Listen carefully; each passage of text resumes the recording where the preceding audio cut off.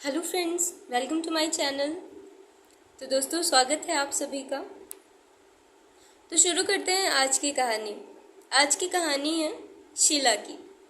शीला के पति का अभी अभी ट्रांसफ़र हुआ है, तो वो एक नए घर में शिफ्ट हुए हैं और इस नए घर में उसके पड़ोसी हैं।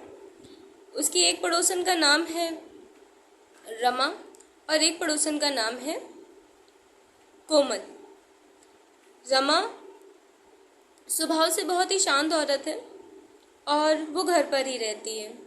अपने घर के कामकाज करना, बच्चों का ध्यान रखना और अपने पति के साथ तालमेल बना के रखना, एक सादा जीवन जीना ही उसके दिनचर्या है। और मिसेस कोमल पेशे से डॉक्टर हैं और अपने दिन भर के रूटीन से फ्री होने के बाद वो अपने घर और बच्चों को ही समय देती थी। शीला भी यहाँ पर नई नई आई थी। शीला के स्वभाव में कुछ अंतराल है। शीला इन दोनों से काफ़ी अलग है। शीला स्वभाव से थोड़ी अशांत, मन में हमेशा असंतोष रखने वाली, स्वभाव से चिड़चिड़ी और झगड़ालू है।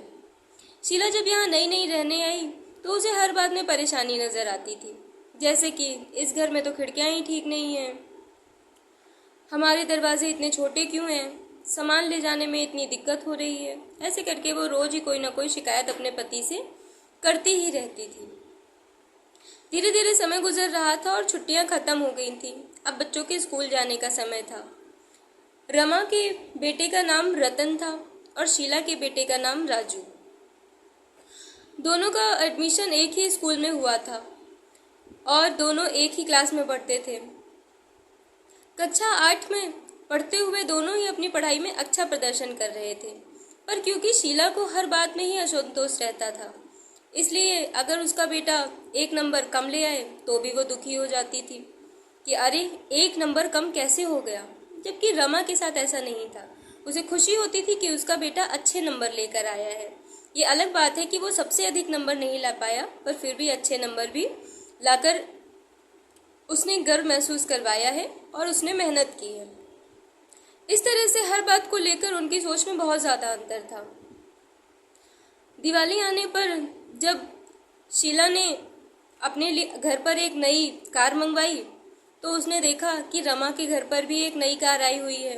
वो इस बात से खुश होने की बजाय कि उन्होंने बड़ी मेहनत से एक एक पैसा जोड़कर अपने लिए कार खरीदी है, परेशान हो गई इस बात को लेकर कि अरे रमा की कार हमसे बड़ी कैसे आ गई, रमा की कार का रंग हमारी कार से ज़्यादा अच्छा कैसे आ गया। उसे अपनी चीज़ों की खुशी दरकिनार हो जाती थी जैसे ही वो दूसरों की कोई भी चीज़ अपने से अधिक देख लेती थी। और ऐसा नहीं था कि अपने से कोई कम चीज़ देखकर भी उसे कोई खास संतोष मिलता हो, उसमें भी वो अपने आप में बहुत ऊंचा महसूस करती थी और सामने वाले को नीचा दिखाने में कोई कमी नहीं छोड़ती थी। जैसे कि अगर कभी रमा उसके घर के सामने से गुजरे और सब्जी में उसने कुछ सस्ती सब्जियां ही खरीदी हों, कोई फ्रूट ना खरीद कर लाई हो, तो वह वहीं से आवाज़ लगाती कि अरे रमा, क्या हुआ, आज फल ज़्यादा महंगे थे क्या, आज सिर्फ सब्जियों के साथ ही लौटी हो। इस तरह से शीला का स्वभाव सभी को कहीं ना कहीं मन ही मन कष्ट देता था, लेकिन रमा इस बात का कभी बुरा नहीं मानती थी, ना ही वो उसे पलटकर कोई जवाब देती थी। वो बस हाँ बहन, आज ऐसा ही था, ऐसा कहकर आगे बढ़ जाती थी। शीमा की नाराज़गी कोमल से कुछ ज़्यादा ही रहती थी, क्योंकि वो पेशे से डॉक्टर थी। इधर उधर की बातें करने में वो शीला को बिल्कुल भी समय नहीं दे पाती थी, और क्योंकि वो पेशे से डॉक्टर थी तो अपने आने जाने और अपने सभी कामों के लिए उन्हें कुछ बेहतर चीज़ों का प्रयोग करना पड़ता था। जैसे कि वो कपड़ों में कभी सूट, कभी साड़ी, तो कभी कुछ वेस्टर्न कपड़े भी पहन लिया करती थी, जबकि शीला को घर में सिर्फ साड़ी पहनने की ही अनुमति थी। और उसे इस बात से बड़ी नाराज़गी होती थी कि क्या सूट पहनने में भी कोई बुराई है, कभी कभी तो वेस्टर्न पहन ही लेना चाहिए। इस तरह की बातें वो अपने घर में डेली करती थी। रमा अपने घर में बहुत साधारण खाना बनाती थी, जबकि शीला को जब तक छुट्टियों के दिन में कुछ बाहर का ना खा लिया जाए मज़ा ही नहीं आता था। खैर, इस तरह से बात आगे बढ़ रही थी और महीने में 1 या 2 बार शीला का किसी न किसी से झगड़ा होना तय ही रहता था। अब ऐसे में दिन गुजरते जा रहे थे, लेकिन शीला का रमा और कोमल से कभी झगड़ा नहीं हुआ था, क्योंकि शायद वो उसे झगड़ा करने का मौका ही नहीं दे रही थी। या झगड़ा करने के लिए दो लोगों की ज़रूरत होती थी और उनकी तरफ से कोई पहल नहीं की जाती थी, इसलिए भी शायद झगड़ा नहीं हो पाया था। पर एक बार शीला ने मन बना ही लिया था कि आज तो रमा को अक्ल सिखाकर रहना है। पता नहीं कितना घमंड रखती है अपने मन में, और उसने इधर उधर की कोई बात करके ही रमा को अपनी बातों में फंसा कर कह दिया कि तुमने पड़ोसन से मेरी बुराई की है और तुम मुझसे क्या कह रही थी कि मुझ में तो बात करने की अकल ही नहीं है। जबकि रमा ने इस बात के लिए बहुत मना किया, पर फिर भी शीला उससे बहुत भला बुरा कहती चली गई। इस बीच में मिसेस कोमल भी आ गई थी और उन्होंने बीच बचाव करने का प्रयास किया। उन्होंने शीला को समझाया कि रमा जी यहाँ पिछले 12 वर्षों से रह रही हैं और आज तक किसी ने भी उनके बारे में ऐसा कुछ भी नहीं कहा। ज़रूर तुम्हें कोई गलत फहमी हुई है। इस पर शीला ने मौका देखकर कोमल को भी खूब सुना डाला कि आप क्या जाने, आप तो बस ऑफिस से घर और घर से ऑफिस जाना ही जानती हैं। इधर उधर की चीज़ों की समस्याओं के बारे में आपको क्या समझ। इस तरह की बातें करते हुए उसने कोमल का भी मन दुखा दिया था। खैर, बात खत्म हुई और सभी अपने अपने घर चले गए। अब रमा और कोमल का शीला के साथ आते जाते बातचीत करना भी बंद हो गया था।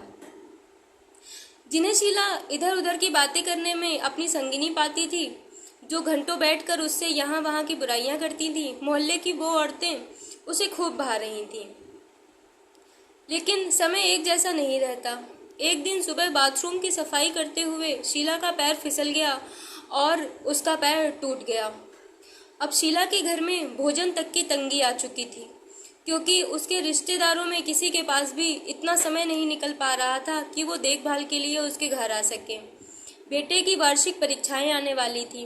एनुअल एग्ज़ाम के लिए उसे प्रिपेयर करने में बहुत समस्या हो रही थी, क्योंकि माता का उसे कोई सहयोग नहीं मिल रहा था। वहीं पति भी सुबह से शाम तक काम से थक हार कर घर आते और फिर सभी के लिए खाना पीना तैयार करते। पर सुबह सुबह तो समस्या और बड़ी थी, क्योंकि खाने बनाने का समय किसी के पास भी नहीं होता था और सब ब्रेड, दूध, इसी तरह की चीज़ें खाकर ही काम चला रहे थे। रमा और कोमल शीला से बातचीत करना बंद कर चुके थे, इसलिए उन्हें इस बारे में जानकारी ही नहीं हो पाई। एक दिन रतन और राजू ने आपस में बातचीत करते हुए इस बात का खुलासा किया कि उसकी माता जी का पैर टूट गया है और वो होमवर्क भी समय से नहीं कर पा रहा है।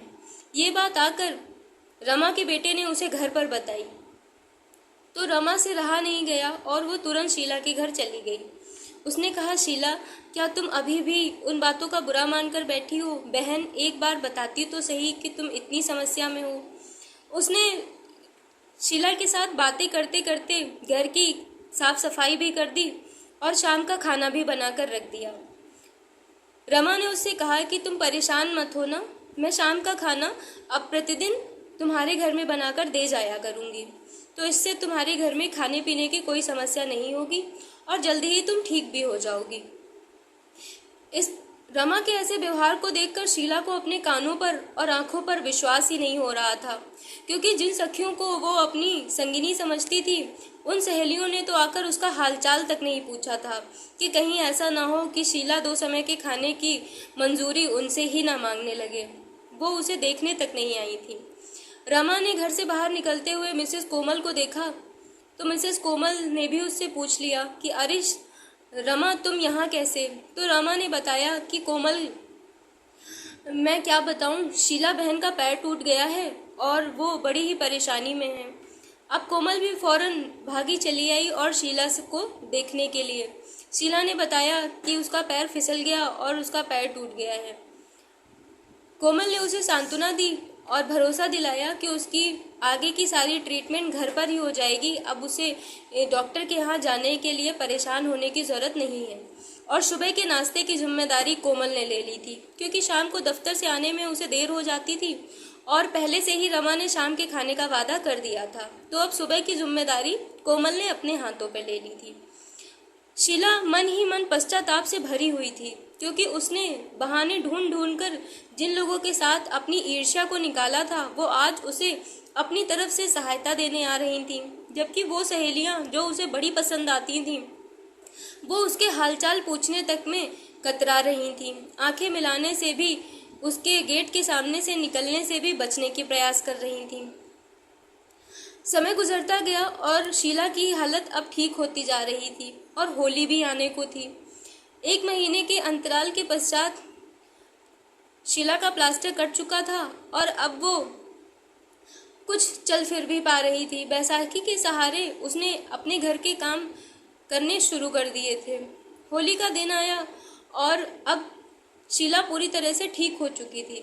शीला ने अपने पति और बेटे के साथ मिलकर घर में सारी साफ सफाई की और होली की तैयारियां की।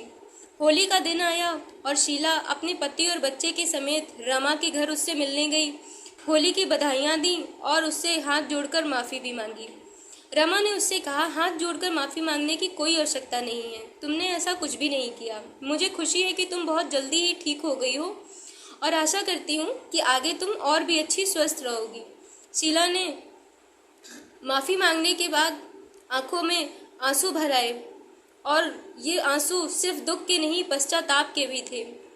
और ऐसा ही उसने कोमल के यहाँ जाकर भी किया। कोमल से माफ़ी मांगी और उसकी सहायता के लिए धन्यवाद भी दिया। दोस्तों, ये घटना तो आकर जा चुकी थी। शीला दोबारा से ठीक भी हो चुकी थी, पर जो चोट उसके दिमाग पर लगी हुई थी वो अब पूरी तरह से ठीक हो चुकी थी।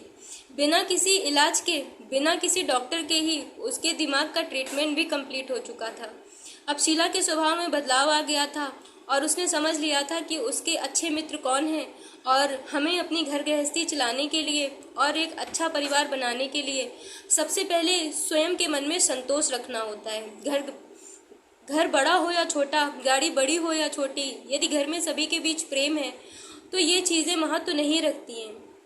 तो दोस्तों, ये थी आज की कहानी और मोरल ऑफ द डे कहता है कि संतोषम परम सुखम, संतोष में ही परम सुख है। यदि आप दूसरों की वस्तुओं से सदैव ईर्ष्या ही करते रहेंगे तो अपने पास की सभी चीज़ें आपको मिट्टी के समान ही लगेंगी।